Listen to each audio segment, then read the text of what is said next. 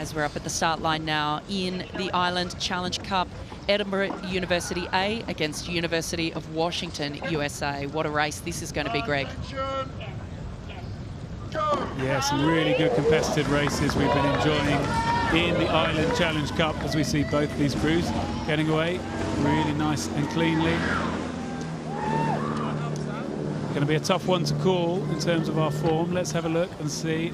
University of Washington have come over here. They raced in the Remenham and racing in the Remenham and the Island. Different experiences throughout the crew, and they've had a good season at home. Let's see how they get on here.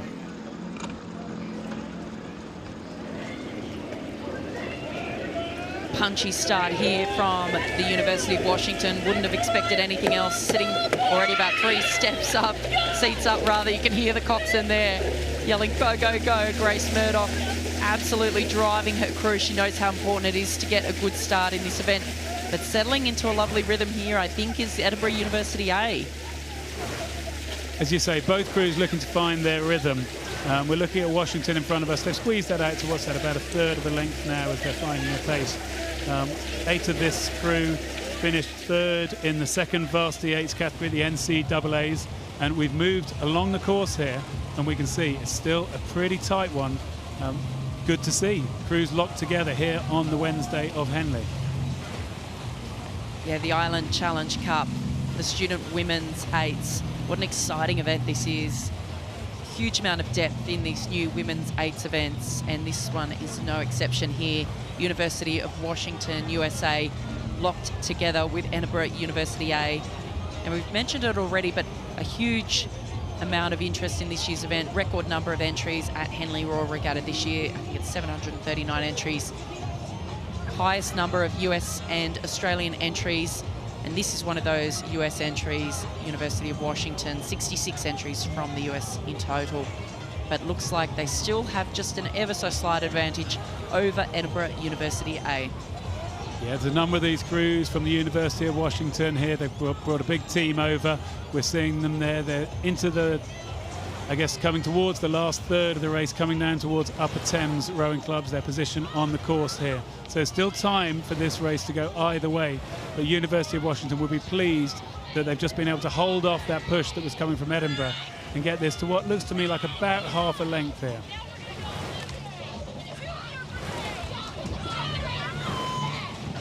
Bang on there, Greg, about half a length at the moment, but we know anything can happen.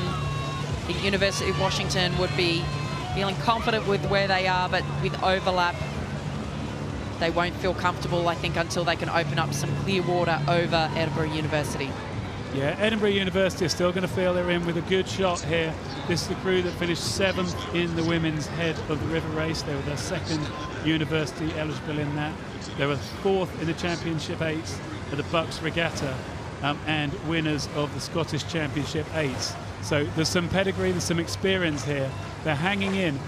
There is always a chance of rowing people down at Henley. You never know how hard people have gone. You never know if someone has gone out and whether the crew are still working together or whether there's going to be some sort of slowing down within the other crew. And the crew from University of Washington are looking to hold it together here. They're in this quiet part of the course where they're past Remenham Club, going past the bushes and coming down towards the beginning of the enclosures. Washington look like they're still holding that half length or so that they've got. Edinburgh soon and start to make a move back if they get to the end of these enclosures, which is about 5. Hello to those of you joining us from the US. Excited to see here the back of the bowerwoman Fiona Shield in that crew, leading currently Edinburgh in front of her Brittany Chappell, Nikki, Catherine Slack, Ankarad Brufton, Taylor Buell, Joy Zia and Carmen McNamara Smith in the stroke seat. The coxswain Grace Murdoch. Well, they're working well together. I don't know if that blade work in both crews doesn't look quite as tidy as you'd want it, but I'm not surprised because they're 6 minutes into a Henley race with it going into a reasonably strong headwind. As we see it, I think the crew on the left of our picture look like they're more or less holding it together.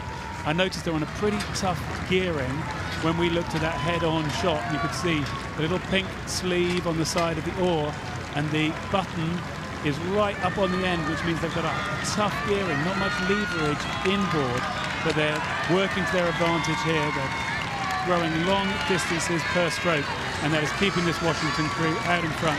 And in fact, they've even opened this lead out to have a tiny bit of clear water now, coming past the progress board and coming down towards the line.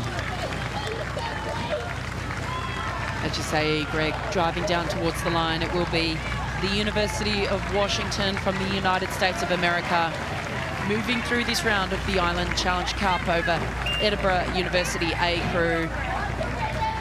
Tough race for both crews.